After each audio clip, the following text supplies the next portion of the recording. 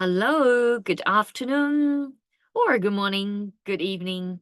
Yeah, hello from Shanghai. This is Super from Macmillan Education, and I am currently based in Shanghai. So, hello everyone. Yeah, feel free to say hi to everybody in the chat, and a big welcome to all.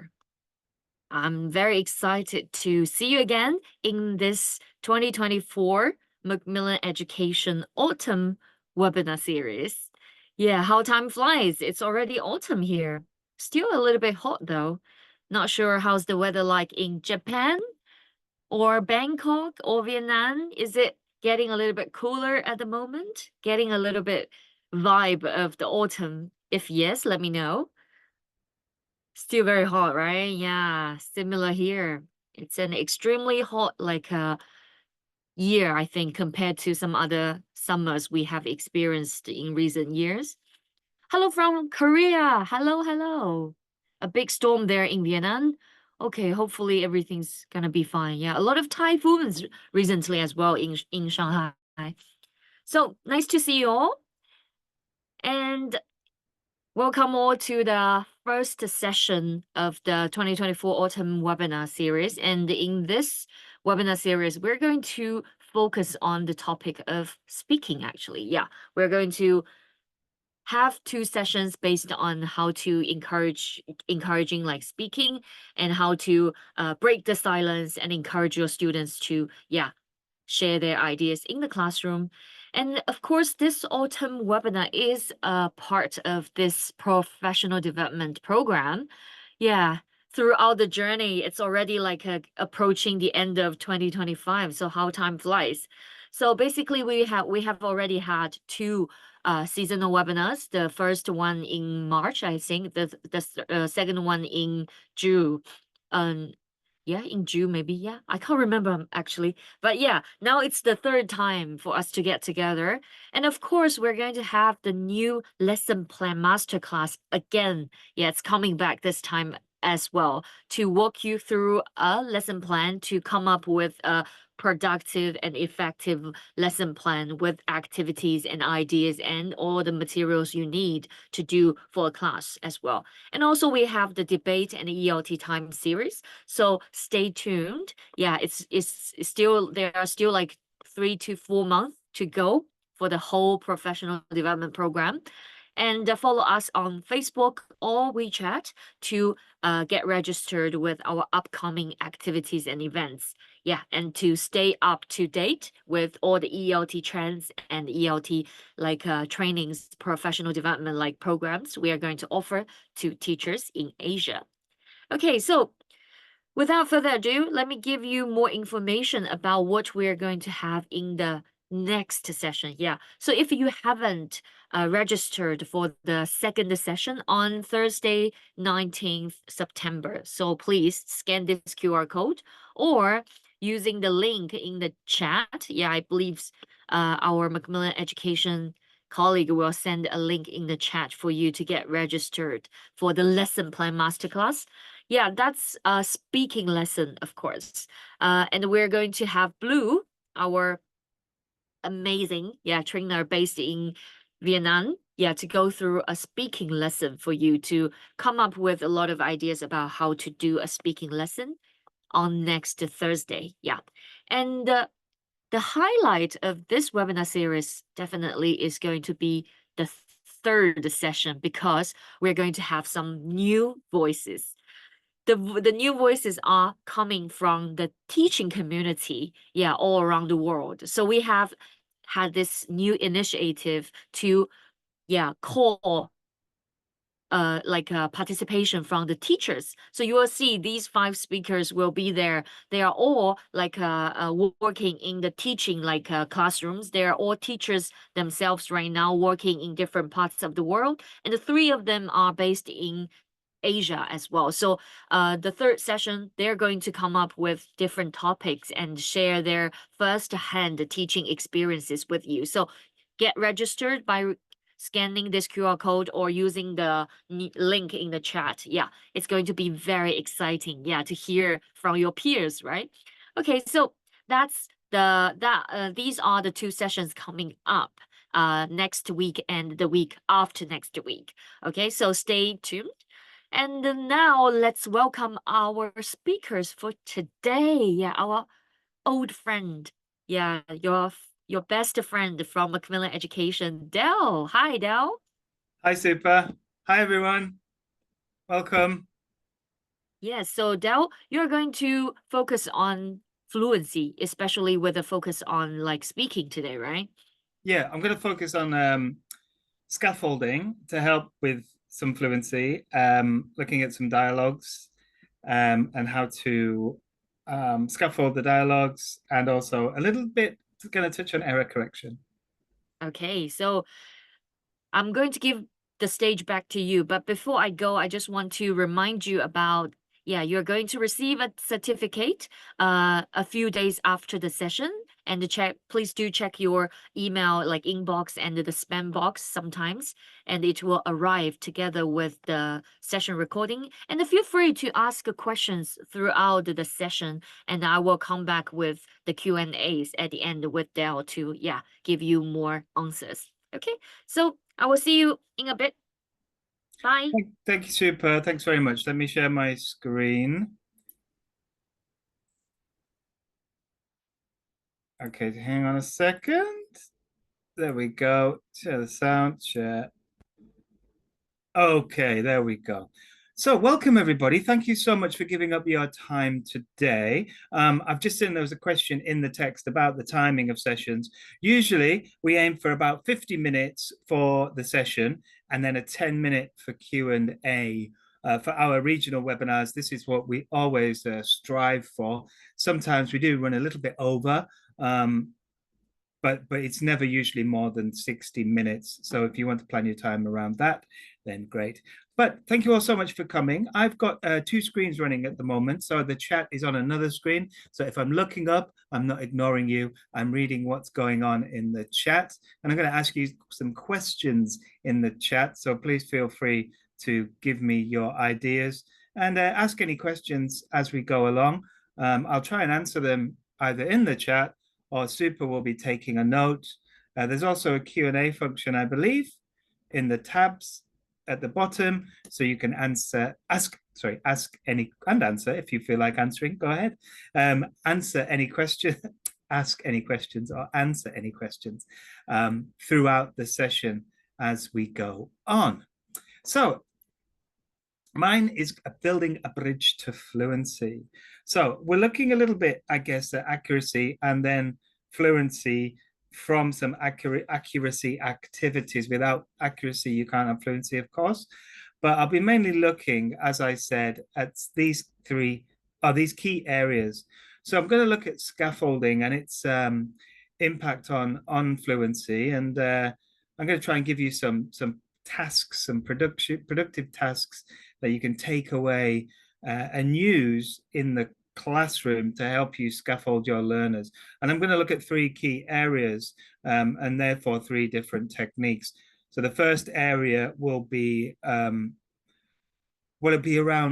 restricting or reducing the freedom that students have to do something. Now, you might think, wow, reducing the freedom, surely that's not a good thing. But actually, I'll show you why it is a good thing and how it will help learners to navigate some of the tasks that you might give them.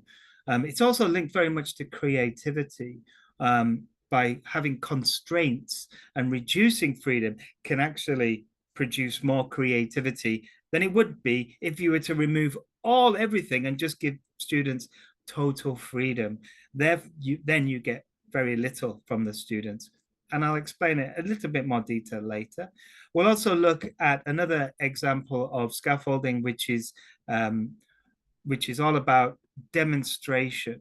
All right, so showing students what's expected of them, both in terms of the task, the language in the task, and also around pronunciation.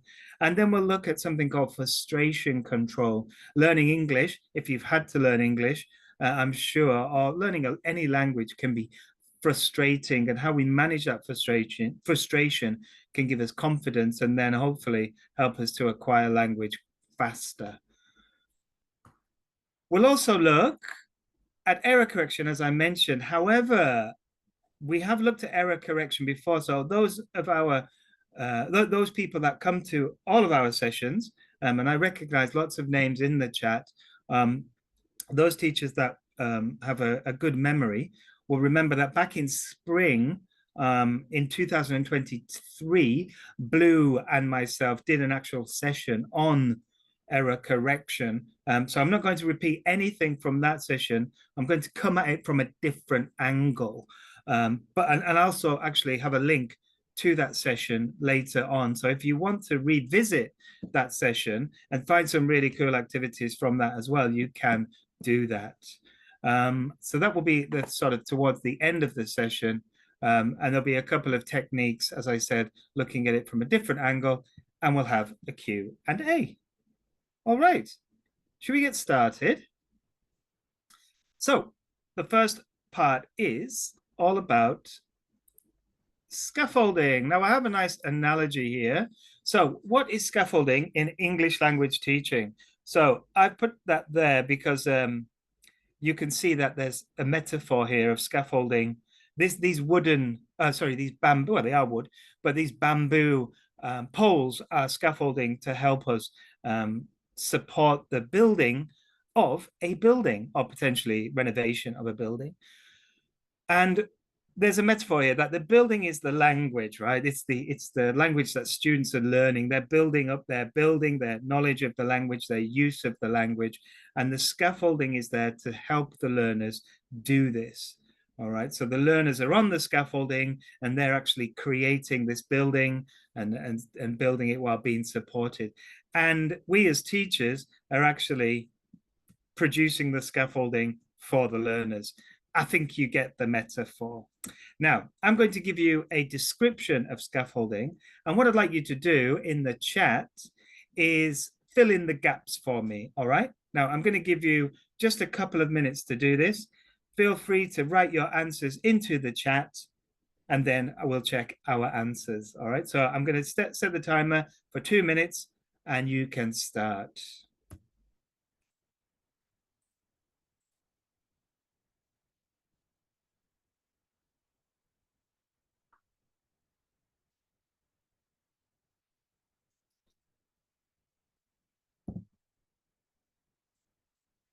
Tawfiq, thank you very much for your contribution.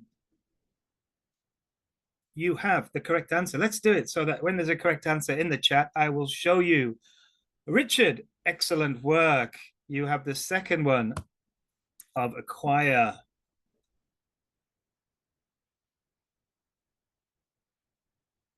Super, you're not allowed to guess. You're not allowed to guess, I am afraid. It's not for you, Super. Received, removed, reduce. Gaulana, thank you so much. Yes. Next one, M. Have we got anything for the M?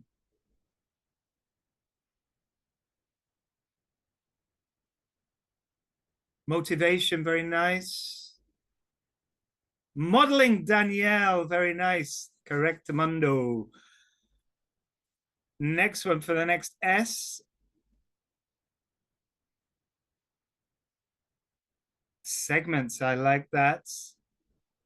Steps, I like it. Steps, Chanya, Tao. Simple, ooh. Describing the steps, right? Break something. Debbie, you've got it. Smaller, more manageable steps. Good. And scaffolding can help students build confidence. Lice, if that's the correct pronunciation, I do apologize if it's not. You are correct. And then the final one, I gave you the answer already. I slipped. But Tao, you got it. Yes, success. Okay.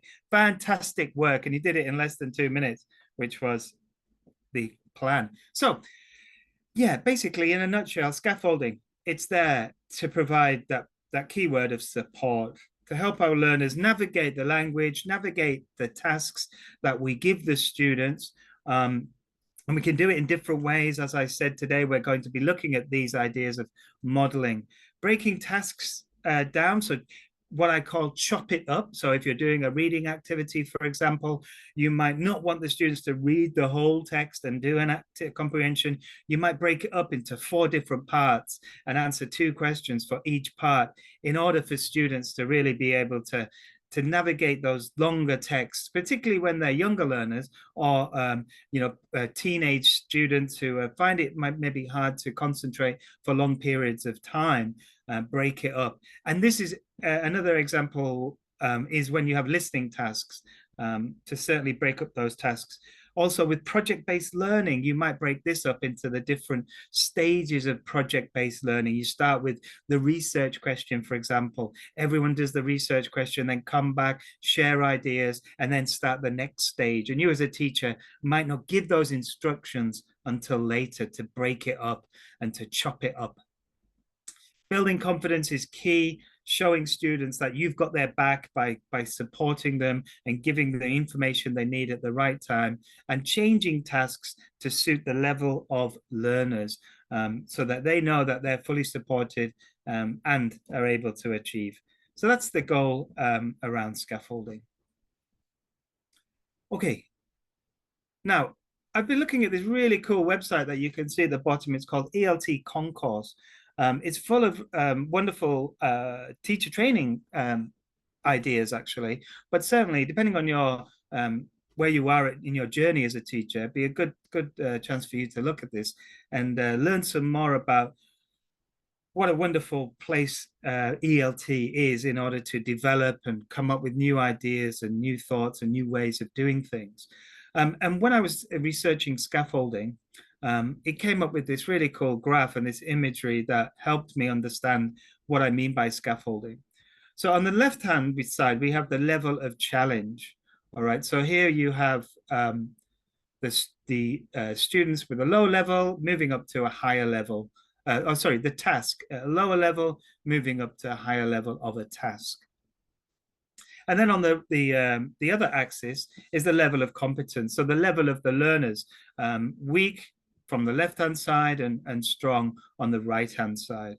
So if we had a task that was here in the top left, in this part here on the top left, what the students, so this would be what the students will be able to do on their own, potentially in the future, right? At this stage, if you gave the students something to do where their level of competence was low and the challenge was high, this would cause what we call students to be in the anxiety zone, all right? And conversely, if you have a task over here on the right-hand side at the bottom, this would be tasks that the students can do on their own. What kind of, what description would you give for this area that learners might be in? How might students feel if the task is in this area? Boring, Angel, is the correct answer, yeah. So they would be bored, right? Their level of competence is high, the challenge is low, so they are in the boredom zone. So we don't want to be in the anxiety zone. We don't want to be in the boredom zone. We want to be somewhere in the middle. We want to be in the zone of proximal development. Now, anybody who's studied linguistics, teaching English, ELT, will have heard of the zone of proximal development. And this is where scaffolding happens. We want to design tasks that are in this zone, that are bridging this gap. We need to know where the learners are in order to promote learning incrementally. We need to choose materials that are not in the lower zone, not in the higher zone, and practice materials that are firmly within this zone. Yeah, thank you for adding that, Amir. So if people want to have a look a bit further, you can Google what Amir's put into the chat of Krashen, Input +1 and Vygotsky's zone of proximal development. Now, we're not going to go into all that too much detail about that in today's session, but I do encourage you to give that a Google and find out more. So let's have a look at some characteristics of effective scaffolding now. So if what we can do to make sure we make tasks that fit in that red zone on the chart on the previous slide. Now, you will look at the bottom. I'm quoting research here from Wood, Bruner, and Ross, and look at the date, 1976. So scaffolding isn't new, but it's something that is always with us, always comes up, and is always worth addressing and looking at in more detail. And there's always things that we can add to it. There's different tasks as people come into English language teaching. They bring new ideas and new ways of doing things, and we can fit these into scaffolding. Now, I'm going to show you 6 areas of scaffolding, or 6 characteristics, and I've chosen 3 of these characteristics to develop in today's session. So the first one is called recruitment. Now, recruitment, without going into too much detail, is getting learners to understand what is needed and then raising their interest in this. All right. So it's making sure that students are interested in what they're doing.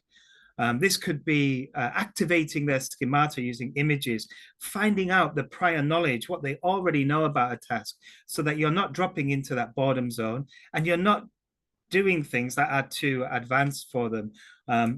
Making sure that you're changing up your methodology maybe to fit into the interests of the learners as well, could fit into recruitment. The next one is called reduction. Is called reduction in freedom. Sorry, I've just clicked on the chat, excuse me. So reduction of freedom, I'm going to look at in detail, but basically reduction of freedom means simplifying tasks, reducing the size of a task to a level of achievability. All right, and I'll give you an example of how we can do that, as I mentioned, by looking at some dialogues. And we're looking at dialogues in primary books, in secondary books, and also if you're teaching adults, you can use these techniques across all segments and across all levels. All right, so I guess reduction in freedom, is something that we're going to look at in a minute.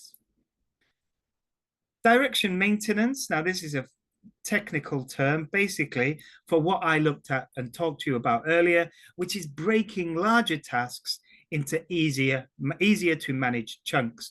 And this is good, not just in ELT, but in everything that we do. When we have a complex task to do, or a task that's going to take a long period of time, and if we equate that to a language classroom, it might be a long listening or a long reading that we may feel our students are not going to be engaged with from start to finish. If we break it into smaller chunks, then it's easier to manage.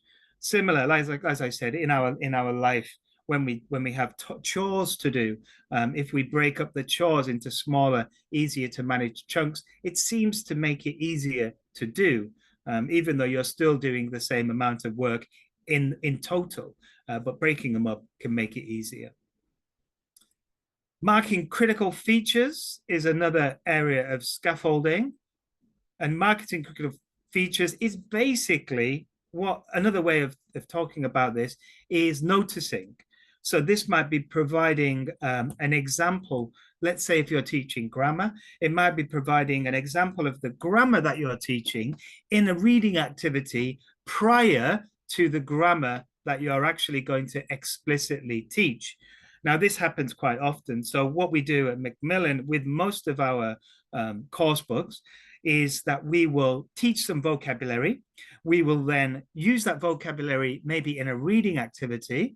And then in that reading activity, we also introduce the grammar, the target grammar that we are then going to explicitly teach in the next lesson. So this is a really nice way of scaffolding within the actual materials that we're teaching by noticing implicitly the grammar, the language, before we actually explicitly teach the grammar. It makes it easier for students, and sometimes they don't actually realize that they're learning the grammar before they've actually explicitly learned the grammar in the next lesson. And then finally, frustration control. As I mentioned, this is all about making the students comfortable in the classroom, making sure that you're not supporting them too much so that they completely rely on you, but at the same time, you're giving them the support that's required so that they don't be discouraged, or so that they're not discouraged, I should say, by learning English, which can be a challenge for some learners. Finally, demonstration, as I mentioned, sorry, demonstration is the last one, not frustration control. And demonstration is all about letting the students know what is required of them, providing clear examples and giving good instructions. So let's get on with it. As I said, we're going to focus on three. So let me remove the three that we're going to focus on. We're going to look at reduction in freedom, frustration control, and demonstration.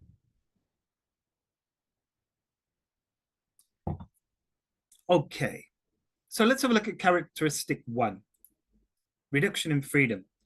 Just to clarify, I'll let you read that.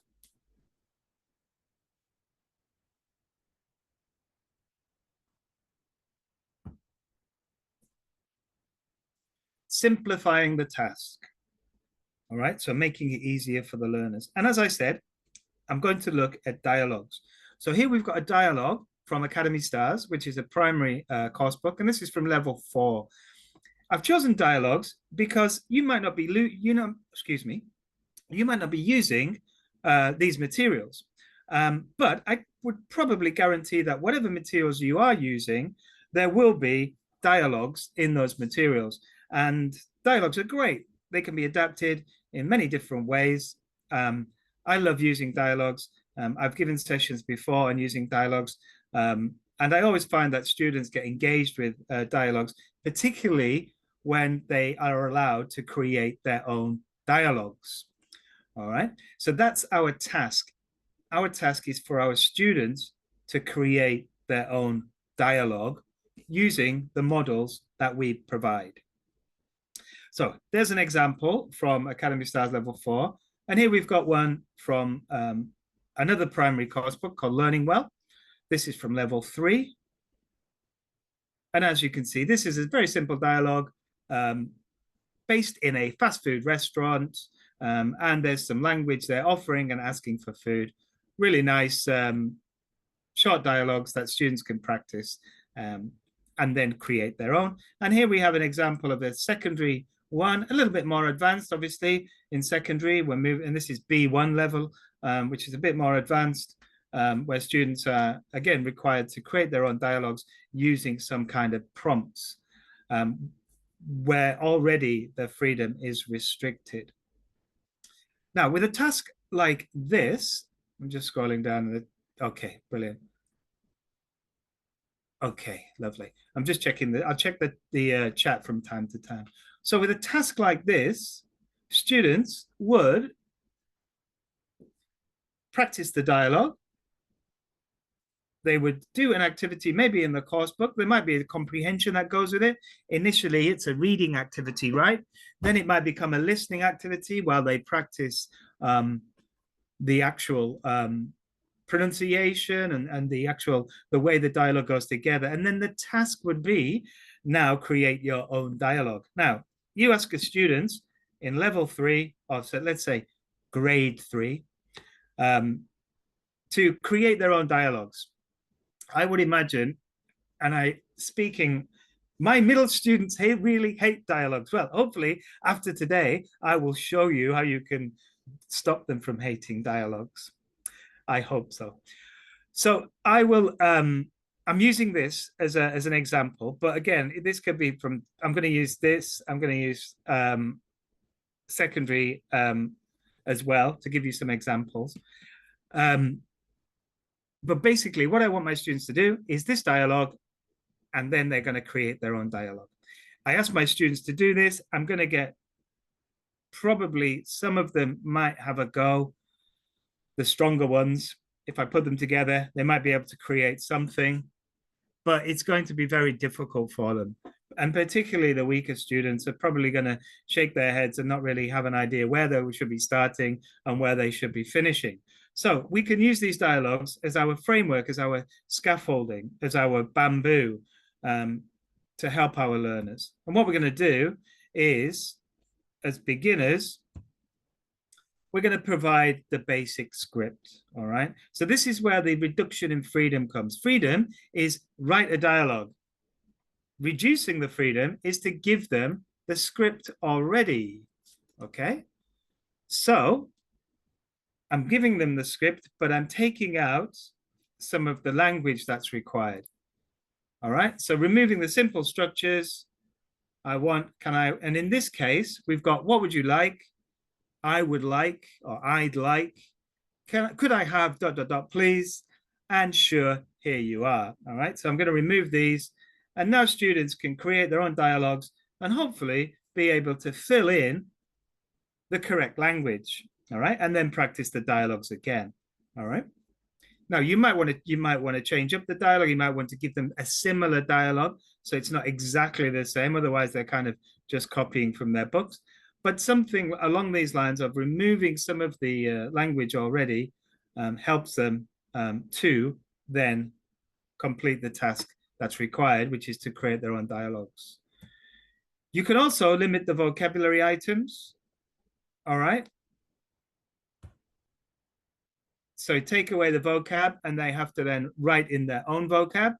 For stronger students, they might be able to come up with their own ideas.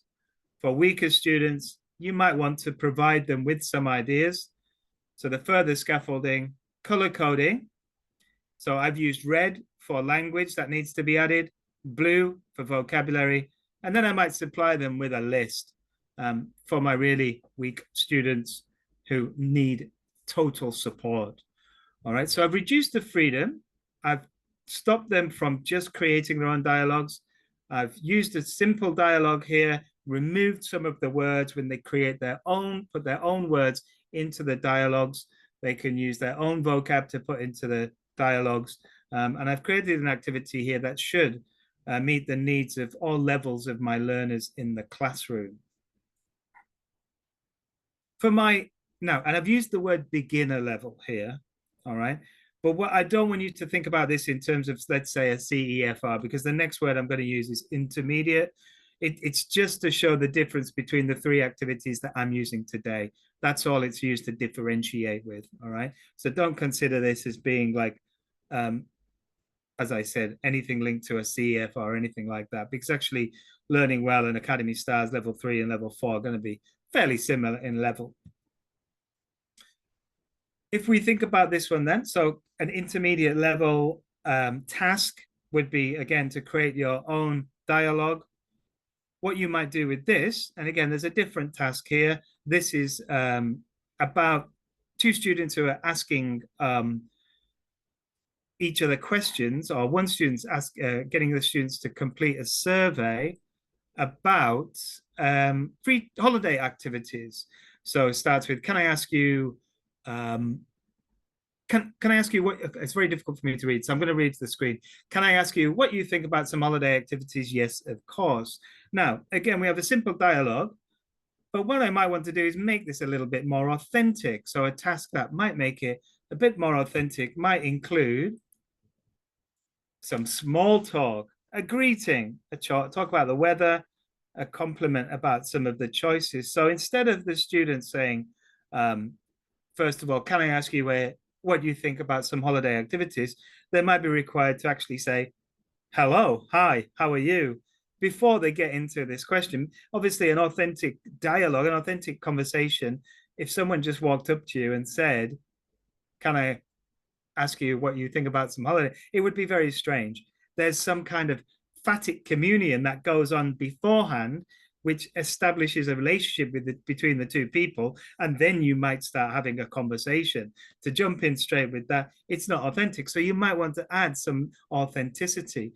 Other areas of authenticity you might want to add are fillers, using right, like, and oh.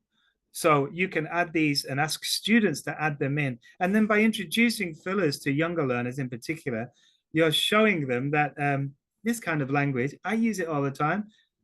I say quite often, probably too much. Now I've got in my head about using I need to stop. I just did it again. Stop it. Okay. So you can see by adding these fillers, you're giving students real authentic language that people use all the time. And this also helps with actually listening skills as well, because when students are listening to authentic language, these fillers can be confusing for them. They hear it all the time. These words like, people are often use these sort of tags at the end of sentences as part of their sort of the way that they speak. And it can be quite confusing for students. Further scaffolding, you might provide them just with some sentences to start sort of starters for sentences that they can build upon. You might provide them with a vocab list or without a vocab list. It's up to you how you would go about doing that. Let me just check the text. Guy, I'll come back to your question in a moment. Yeah, and the super can jump in on those as well. And the secondary one, which I've called my advanced level task. Now, again, advanced just means it's a little bit higher than the other two. Don't worry about the terminology. Again, they have to create their own dialogue, but with secondary students, you can see here, they're given the creative constraints or the constraints to the actual the actual task. So students might actually introduce a problem, or you might introduce a problem that they have to include. Now, in this actual task, it does say if the weather is good. So the weather becomes part of maybe a problem that they have to solve while they're actually writing the dialogue. I've got an example here. Maybe they don't like the venue, the time is wrong. If it's in a restaurant, they might be dealing with things like allergies and stuff. So this is using critical thinking, introducing a problem that students have to solve is a very nice way of adding multiple steps and intelligences within the conversation and ways of getting around it and collaborating while using the language. This is where the complexity and I guess the way it's more advanced than the other tasks is. They might have to then, as I said, use more complex language, different functions that they might have to address. And again, to scaffold this further, you might provide some situational prompts like we have already here in the materials. You might provide them with the specific language, you might provide them with vocabulary, or you might take it away depending on your level of learners. And with a task like this, and to advance it a little bit further, you can get students to create their own dialogues. So here we have a practice makes perfect. Students have to use some of the language that's been presented to them to create a dialogue, to do a role play. Now, you might want to do the role play sort of live, or they might want to write the role play beforehand to really get down exactly what they want to say. If you get them to write it down, it can be fun to add another element of challenge. I've presented this before. I can't remember if I've done it online, but I'm going to show you something now. So a very simple dialogue. So if this is the task that students have to do, they meet an English boy or a girl at a summer camp, and they have to ask these questions and receive answers. Now, it's obviously going to be quite contrived and not very authentic, but here's my dialogue that I came up with. I'll let you quickly read through.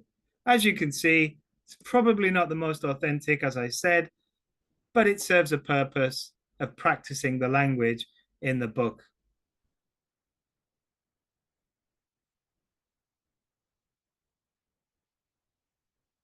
Okay, so it's quite long, but there are 4 questions that I need answers to, 4 or 5 questions that I need answers to. So it needs to be a little bit long in order to incorporate all this. And as a result, what I might do is actually get my students to either do this without writing the dialogue, to try and role play, to try and what's the word I'm looking for, when you improvise, because they can improvise on the spot. But again, that freedom to improvise can be a challenge, even if you're doing it in your first language. So in your second language, it can be quite challenging. But then if you want students to practice this, is a challenge because it's going to be difficult for them to remember and memorize the whole dialogue. So you might actually get them to just practice or use a written record with when they're practicing the dialogue. The only problem with a written record is it can often it can when they're reading from the written record, it can really hinder their desire to use pronunciation correctly. So they're kind of just reading what they're seeing without thinking about how it sounds. So there's other challenges that you need to overcome. But we're practicing language here. Then we're going to practice the speaking. Maybe you'll get them to break it down into chunks, as we mentioned earlier. So I have a question for you because I've added a little bit of a way to engage students who will then be listening to the students role play the dialogue. Okay, so the children or the students, the teenagers have written the dialogues and now they're practicing it in front of the class. How do I get my students to listen to what they're saying? So I'm going to give them a question. What's the name of the speaker? Now, anybody who's been in a session with me recently might have seen this before, but what is the name of speaker B? Does anybody know? Does anybody have any idea what speaker B's name is? Speaker A is Amy. What's speaker B?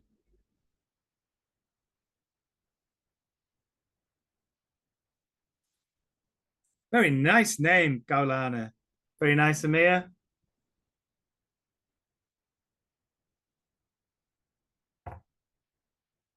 I don't think it matters how you spell it. Everyone spells the name. Well, lots of people spell the name differently, don't they now? Now, there's a clue in the actual dialogue itself. The name is written in the dialogue.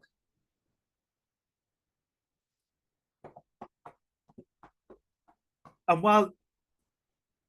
while you've got lots of B names, it doesn't start with a B. Let me tell you. All right. So this is a way of, you can do this with any dialogue, but basically you put the answer to a question in the dialogue itself, and I'll show you. So the answer is Donald. His name is Donald because the first letter of everything that Donald says spells out his name. All right. Now, if you did that with your learners, it adds another element, another restriction. It's a bit of a challenge, but it can be really nice and creative, a creative task for learners to do. But it also fundamentally gives students a reason to listen because they then have to write down the name, the first letter of this person that's speaking. And I find this really effective in terms of engaging learners and adding as I said, an element of desire to listen to each other. If you're doing it with maybe you've got a dialogue around the topic of movies, so the first letter could be the name of a famous movie star. You could do it, I don't know, whatever, if it's around the name, if the dialogue's in a restaurant, the first letter might be the name of a food type. Anything you want to do, but it's very flexible and fun. So we've come to the end of that first bit now about reducing freedom. So I'm just going to have a look in the chat.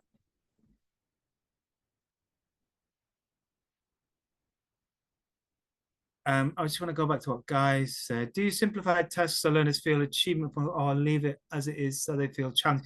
I think, Guy, it's kind of like both. I would answer that question. I think it's always good to give certain learners a sense of achievement, but then if the sense of achievement or if the task is in the boredom zone, then they don't feel like they're achieving anything. But then obviously, if it's in the anxiety zone and they can't do it, then there is no achievement. So you need a balance. It needs to be in that level, that zone of proximal development, so that there is an element of challenge and at the same time, not too challenging so that they can't do it. That for me is the challenge of teaching, basically having tasks that challenge your learners, that are fun, but not too challenging so that they become discouraging. Okay, characteristic 2, demonstration. So demonstration, providing examples, looking at instructions. Here's another metaphor in the English classroom. It's like someone who conducts traffic. You are, as a teacher, you're conducting traffic in your lessons.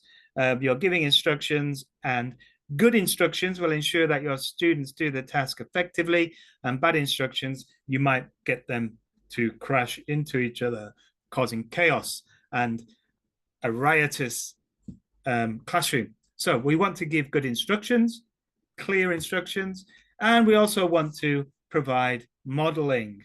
This image is not what I'm talking about. Modeling in ELT is providing students with an aspiration, a clear example of what they should be expected to do. Okay, but finding a picture of modeling in ELT is very difficult. So I went for the other picture, and it's quite nice, isn't it? So, giving instructions. Have a look at this, and what do you think? Tell me in the chat, is this good or bad?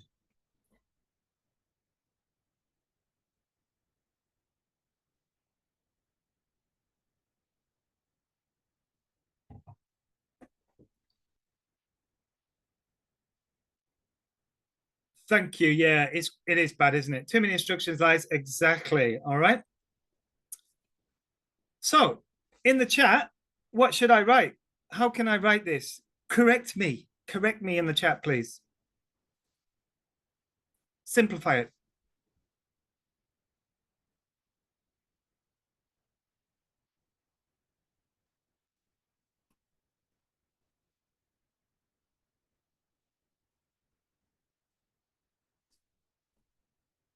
Tao, chow, chu, chow. If that's the correct, that's pretty much very similar to me. So yeah, very simple. Yeah, what Tao said is good. Thank you, Carolina. Open your student book to page 7 and complete exercise 2. Very simple. So what do I mean by this? What's my metaphor here? Or my analogy? Always get them mixed up.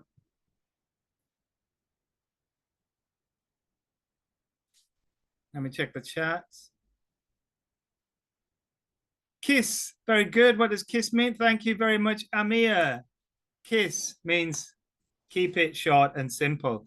So every time you're giving instructions, give your students a kiss, not literally, okay? Do not give your students a kiss literally, but keep your instructions short and simple. All right, make sure that you're thinking about your instructions when you're planning your lessons. It's a key part of the lesson. I can't stress it enough. When you have given your instructions that are short and are simple, you then need to check your instructions. So I will check my instructions by saying, what book will you open? Can you remember?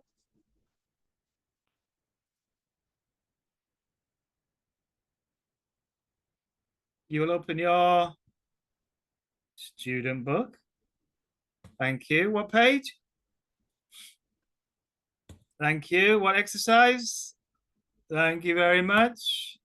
And now I will get my students to tell their partner and then go. Okay. This I now know that every single student in my class knows what they're doing, whether they're the strongest student or the weakest student. And I'm targeting this at my weakest student. I know that they can do this. I know what they're doing. Now, this is very simple. Open your book to page and do the activity. When I'm thinking about more complex instructions, I'm going to break them up, and I'm going to keep checking these instructions to make sure that my weakest student understands. Ain't nobody got time for that. You got to make time for it. Otherwise, the time that you're going to spend repairing your instructions by going around and checking, going, okay, everyone stop, listen to me again. I'm only going to say you don't need to do that. You need to do it one time correctly. It's the same analogy as when you measure something and then you cut something, okay? Measure twice, cut once, all right? If you don't measure twice, you might have to cut twice or buy it twice. Please take your time with the instructions. It's very important and it helps your students. Modeling. Danielle, if you think that takes time, you're not going to like modeling. I will say that now. But again, in my experience, 20 odd years of teaching, it's key in order to get the task done correctly. So modeling, here we have a dialogue from Learning Well. I've asked my students to create their own dialogue. And here you can see they've come up with a similar dialogue, but they've changed the vocab and some of the language, but it's very similar. And I like this new dialogue now. So I'm going to get them. I've taken this in, and we're all going to practice this one in the classroom. So maybe student A and B, or two students have come up with this, and I really like this one. I've chosen this as the one that the whole class is going to practice. But I need to add some help for them. So I'm going to add in the intonation. When you're modeling, when you're providing a demonstration, it's not enough just to demonstrate the task, what you want them to do. You also have to give them what you want them to aspire to in terms of the outcome, whether that be, in this case, the pronunciation that I expect. You want to exaggerate the intonation, for example, and the stress patterns. When you exaggerate, the students will automatically down, when it comes to using it in the real life, will automatically drop down and then will be around the same or correct level. All right. But in the classroom, exaggerate it, get students to really lay it on thick. So we have the dialogue. What I'm doing with modeling is I will do the dialogue, A and B, and the students will listen to me. Then I will model A and B and have the students repeat back to me. I'm checking pronunciation. I'm correcting the errors. Then I will do A and students will do B back to me. We go back and forth. Then I will do B and students will do A. And then I get a volunteer. Volunteer comes to the front of the classroom. I do A, volunteer does B, volunteer does B. I do B, volunteer does A. I'm getting confused. And then another volunteer, the two students will model together. And then I put the students in pairs and they practice. I monitor. I write down any things that I hear that are good. I write down things that I hear that need extra practice. I then stop at the end, drill the things that need practice, new pairs, and then practice again. So at the end, I'm very confident that all my students, the weakest and the strongest, have a very clear practice of a dialogue using the correct pronunciation. But without this staging of modeling, I can't be 100% sure that everyone knows what to do and everyone has got it correct. So this modeling strategy I find very, very useful in ensuring that I'm not repairing any instructions and not wasting time going back and telling the students to do the same activity or giving instructions on the same activity again and again. I could just get on with the actual production.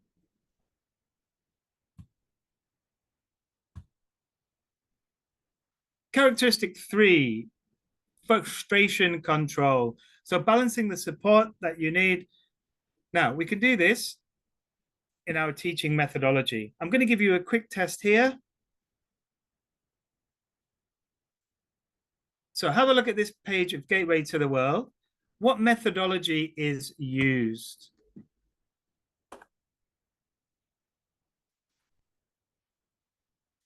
What teaching methodology is used here?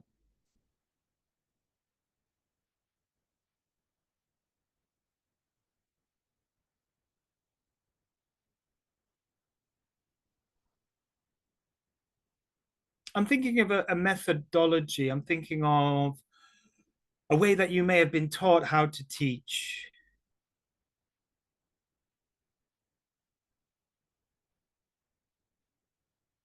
There is some scaffolding in here, particularly with the reach high, but I'm not thinking about that too much now, Daniel. I'm thinking about how it's presented to the learners and how you as a teacher present it to the learners then.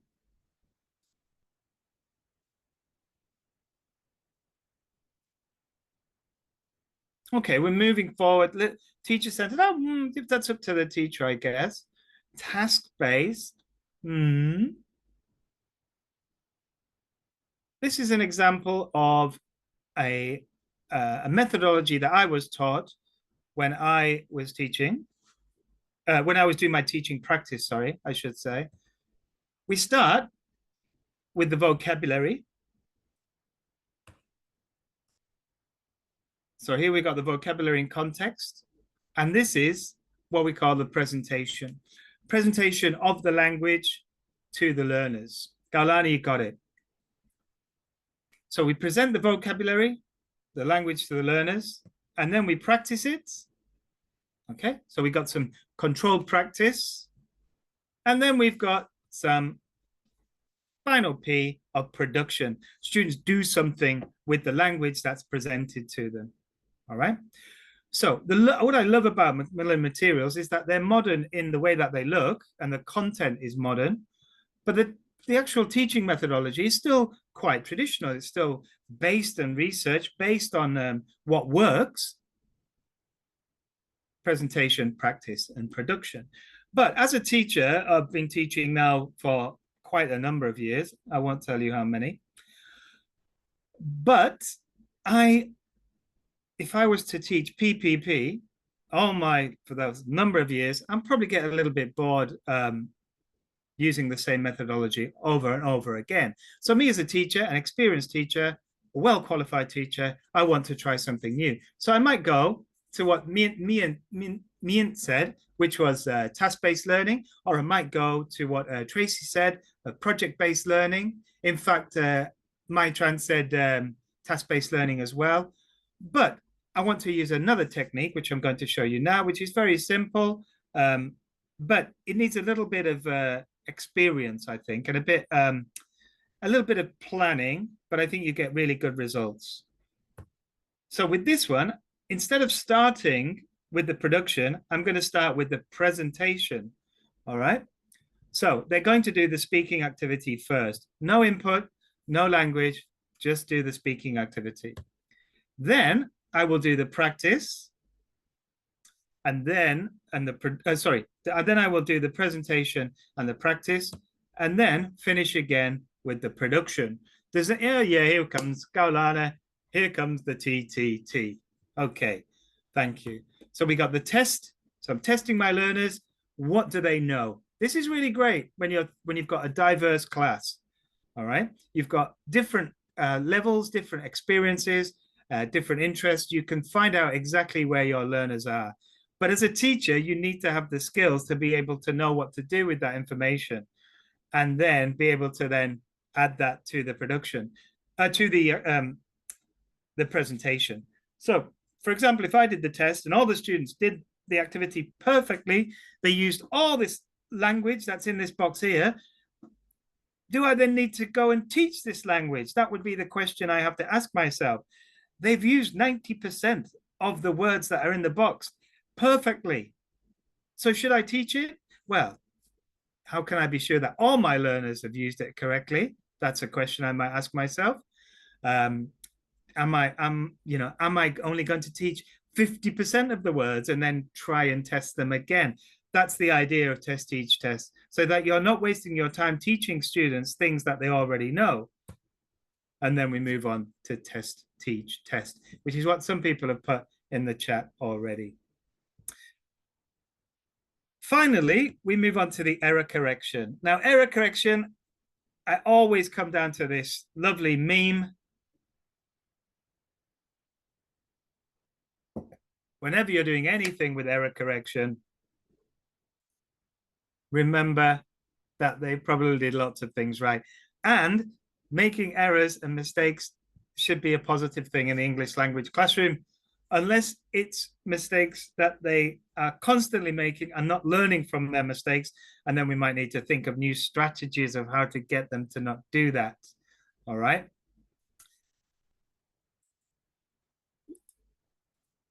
So when encountering an error, oops, I've lost my notes. Here we go. You need to consider certain things. Is it an error? Is it a mistake or a slip? I've made loads of slips today in this session already. In the last 50 minutes, I've been sort of at a mental counter in my head of the slips that I've made. It's natural. We all make slips, just made one then, not on purpose. A mistake is something that learners know is wrong, that they can correct themselves. And an error is something that they probably don't have the ability.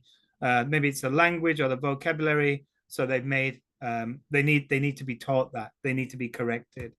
So I would say that errors need to be corrected, mistakes may be pointed out, slips, forget about it. Who should do the correcting? Well, generally it's the teacher, right? But you can also ask your other students to help students correct their own errors. And errors need to be corrected at the right time. So if you're doing control practice, you're probably correcting errors immediately.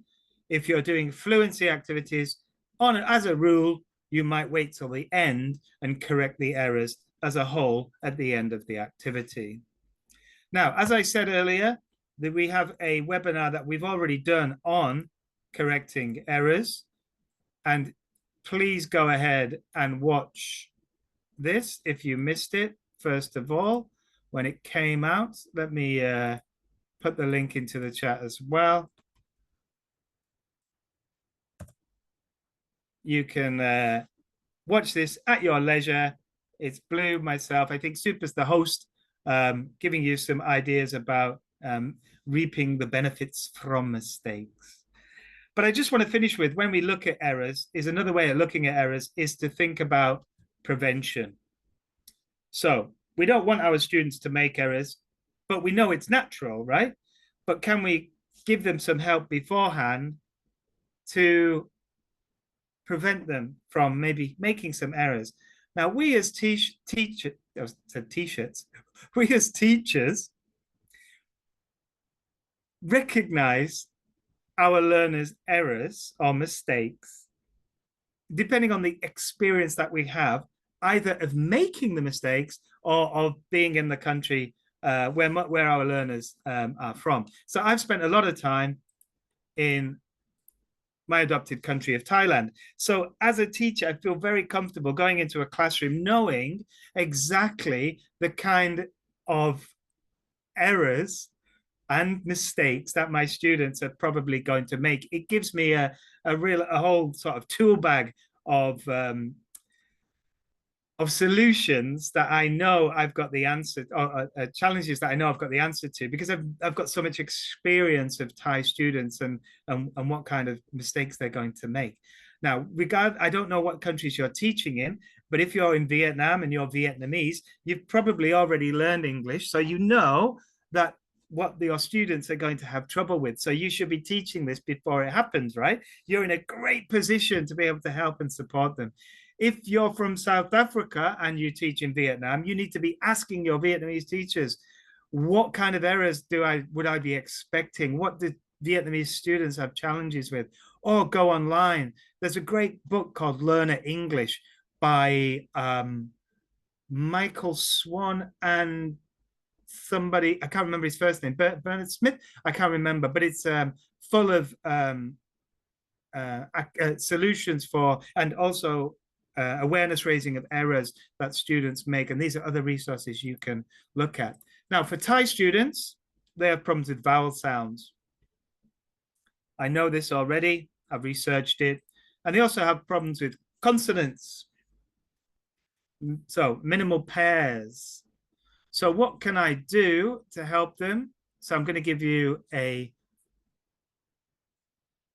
simple task, because we're coming towards the end of the session now. With L and R, or L and R, I should say, I'm going to give my students a list, and we're going to drill this list and practice pronunciation and the difference between L and R, blight and bright, clue and crew, lock and rock, low and row, for example. Okay, so I've got these minimal pairs. These words are separated by one sound, L and R. Everything else in the word is the same. All right, and now I'm going to use this fantastic resource. This is from Pronunciation Games. It's by a chap called Mark Hancock. Have I got his name up there? Yeah, Mark Hancock. Wonderful book full of loads of activities for pronunciation practice. So with this activity, you start at number 1 and the teacher will say a word. So if I say the word lead, a student will go to the left because it's a L sound and will be here. If I then say the word rock, it's an R sound, the student will go to the right. If I say the word ram, the student knows it's an R sound, goes to the right. And then at the end, I will say the word lamb, and the students will be in Cape Town. And students will shout it out. Lots of people will be right, lots of people will be wrong, but it's a nice, fun way. You can also do this as a telephone game with students in groups of 4, and they pass along the words. The last person writes it down and then tries to navigate through the maze to find the correct city that they're in. First team to get it right is the winner. So I know that this is happening. I'm going to use this as a warm-up activity, a warmer game. I might just drill the words as a warmer. There might be tongue twisters, red lorry, yellow lorry, these kind of things. And again, yeah, I really enjoy this game, and it works pretty much every time. Danielle, if you'd like to see it in action, use it this evening if you're teaching this evening, or tomorrow, whenever you're teaching your next class. One thing that I don't see teachers use often is the articulation map, or I think it's called, there's a technical word for this, but I can't remember what it's called now. Is it a palaciogram? Something like that. Anyway, it's called a map of articulation of the mouth, a place of articulation, yeah, but there's a word for the sort of cross section of a mouth. So here we have the top lip, bottom lip, the tongue, and then the soft palate and the hard palate. If I think of the L sound, L, where I'm here, place of articulation. Where is the place of articulation for L? 1, 2, 3, 4, 5, 6, or 7. Guessing at 3, L. L. L. L. Lots of people saying 3. 3 would work, I guess, but 4 is correct. 4 is normally designed as the place for articulation for L. And what about R? Where is R?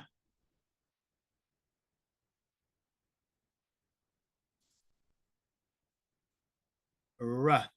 Chanya is correct. Yes, R is number 5. And then you might want to start thinking about explaining about how the tongue on L will touch the roof of the mouth, but with R it doesn't touch. The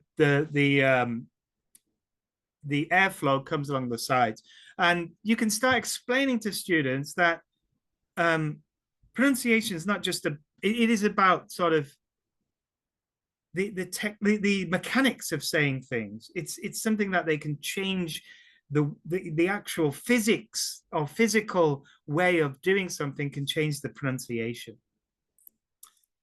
Anyway, I've gone well over time, so I'm just going to skip through the last slide and let you read that. Make sure that you research your learners so that you know what their challenges are. Keep a record if you don't have that record internally because you've already learned the language. Use them as warmers. Have fun and encourage your students to make mistakes. I do apologize for going over time. I practiced this earlier today and it was well under, so I don't know where I spent too much time waffling on, but I am very sorry about that. If you have somewhere to go, then please go, but don't go before you complete our survey. We really, really love hearing from you and getting your feedback about the kind of activities and sessions that you want. Follow us on Facebook, follow us on WeChat, contact me if you would like to stay in touch and Super is going to take you through the final part of the session. So, Super, I'll hand over to you. Were there any major questions? Yeah, there's just one question in the Q&A asking about, yeah, what kind of speaking topics would be appropriate for adult students who's going to communicate with distinguished guests when they are out of the workplace. Yeah, I suggested some small talk, maybe topics. Do you have any other, yeah, ideas, Del? Yeah, small talk. And as I've got older and um and I guess a bit more, I wouldn't say wise, but a bit more comfortable with who I am, right, in my own skin. I think it's fine um, to explain to students to be natural, to just be themselves, to not try and be something different. Small talk topics are great, but when they are talking about, with small talk or, talking about the weather or talking about um, wherever possible, talk about yourself and then try and ask questions and listen. When you're with distinguished guests, I think it's important to have that ability to listen and ask Mm. questions about what you're listening to. But don't be afraid of who you are and don't be anybody that you're not. Be yourself. Yeah, it's very important to be there and then listen to each other and also talk to each other instead of, yeah, thinking about something else. Yeah. Yeah, there can be a tendency for people to listen um, because they're listening for people to finish talking so that they can then talk. But you want to listen so that you can then add something to what that person has said. It's kind of like active listening. It's also it's just a skill that's sometimes difficult, and particularly if you're doing it in a second language, it can be even more challenging. You really want to say something, so you're not listening to what that person said, and it becomes very clear. And then they find somebody else to talk to because they're being talked at and not having a conversation.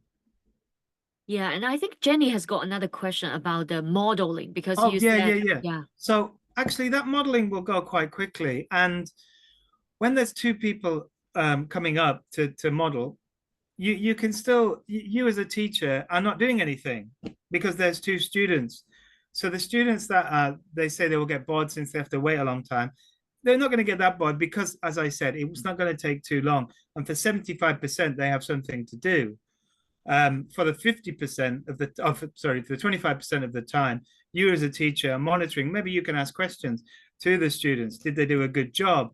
Ask them, what could they have improved in that, or, and get feedback from those students who are listening. So that's how I would introduce um, some element of engagement while the students are listening to each other.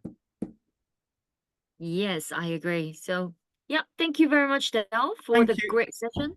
Thanks very much to everybody. And as I said, please complete the survey. It's really important to us. And I will see you all again for Blue Session because I'm hosting Blue Session. I'm not going to talk too much. So please come along to that. Super will take you through the rest of that now. So thank you. Take care, everybody. Bye. Yeah, just before you go, a quick notice about the upcoming session, the lesson plan masterclass. We're going to come up with a lesson plan together, walk you through different activities you can do in a speaking lesson. So if you wonder, I think there are in the Q&A in the chat, some teachers are asking about how to encourage your students to speak, what kind of speaking activities we can do in the class. Please come to the next session. Yeah, Blue will be there to give you a lot of creative ideas about how to do speaking activities based on a course book lesson and give you a quick demo about what we can do in a speaking lesson. Okay, so that's on next Thursday, and Blue and Dale will be there to guide you. And also for the third session of the whole webinar series, we're going to have teachers talking on different topics. I mentioned there will be three teachers based in Asia to give a presence in that New Voices event. So here they are. So the three teachers based in Asia, they're going to talk about teachers like professional development, talk about project-based learning, and also workstations. Yeah, in the classroom. So it's really, really like practical. A lot of the useful information will be there. So it's good to hear from the teachers instead of the teacher trainers sometimes, right? So please join us on 25th September, and it's the next Wednesday. Yeah. So before we go, I just want to let you know that we have an AI assistant. If you do have any questions about the course books we mentioned, Dale mentioned in the session, you can go and ask Maya, the Macmillan AI assistant, academic assistant. Yeah. So it will help you to find the right course book and give you more demo about the course book you're looking for. So please, yeah, scan this QR code or use the link in the chat to find something you're looking for about the course books from Macmillan Education. Okay, so follow us on Facebook and WeChat. We will see you next week. Okay, bye bye. Have a good night. See you soon.